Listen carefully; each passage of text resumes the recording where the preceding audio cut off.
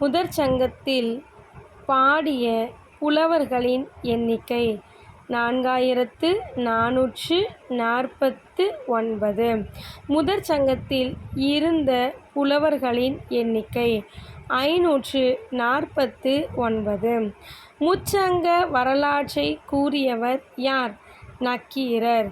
முச்சங்கத்திலும் அரங்கேறிய இலக்கண நூல் எது? அகத்தியம். தலைச்சங்கத்தில் பாடப்பெற்ற நூல்கள் எவை?